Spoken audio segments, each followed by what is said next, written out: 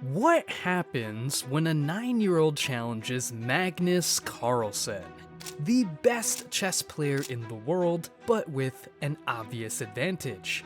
You see, Magnus is playing against 35 other players at the same time.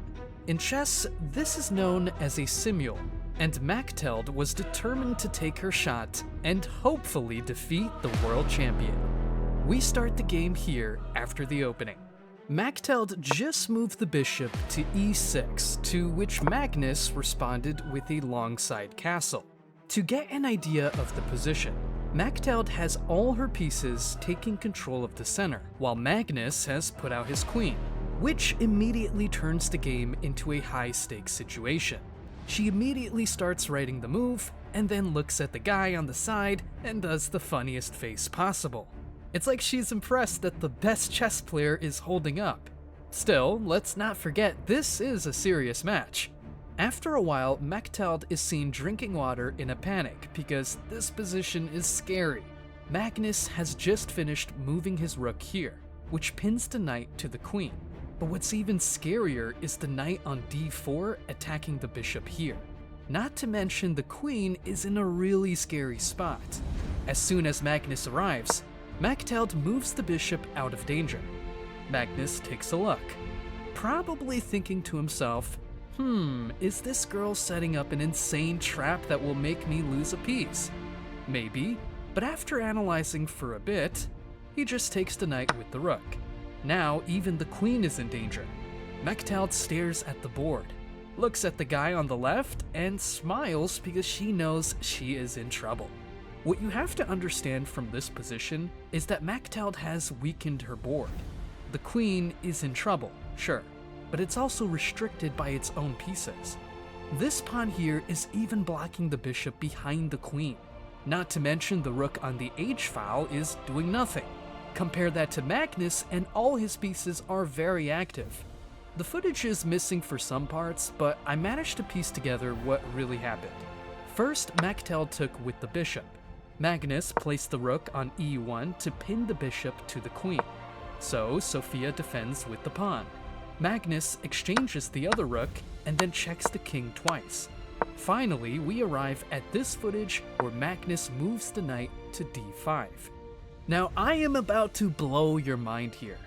Machteld is about to play the best move possible.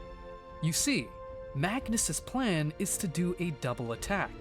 While most players are focused on the immediate threat of the queen by the knight, the real danger lies with the knight attack on the king. If Machteld were to protect the queen, Magnus would first take the pawn on b6, checking the king, and with only one safe space to go, it's checkmate by queen a8. Machteld doesn't let this happen, and she does the ultimate sacrifice. She moves the king. Look at that face. She knows she's about to lose the queen, but it's all worth it. Magnus takes with the knight. For a moment she looks defeated, but after she finishes writing, Machteld decides to really get serious. She takes the knight, but Magnus just keeps the pressure on by taking the hanging pawn, while also threatening the bishop. Here Machteld moved the bishop to f8, which takes it away from danger, but Magnus has a much bigger threat. He moves the knight to c6, checking the king. Look at her smiling. She knows she's in trouble because at the very least, Machteld is losing a rook, but we all know Magnus has something else planned. So, she scratches her head and tries to find a solution.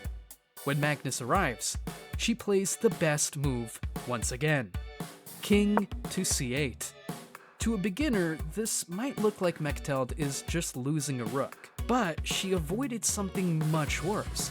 If she had moved the king to a8, Magnus would have discovered check with the knight and checkmate in 4 moves. By going to c8, the king is a bit safer. That is, until Magnus moves the queen to e6, checking the king once again. I just love her reaction. She has the same expression on her face as that Ross meme, but she knows the game is ending soon.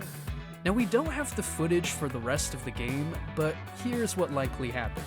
Machteld moves the king to b7, and Magnus takes the rook and checks the king again. If Mechthild went to a7 or a8, the game would be over in 2 moves. b8 would push the game a bit more, which is probably something Mechthild would have done. In the end, Mechthild lost, but she put up a good fight. Fun fact, she is now a 2-time Dutch women's national champion and a grandmaster. So I really hope these two have a rematch soon. Now, I know some of you don't even play chess and are here for the story, but if you'd like to start, you can create a chess.com account using my link in the description. There are a lot of cool features on there to help you learn, so make sure to check it out. That's it. Bye for now.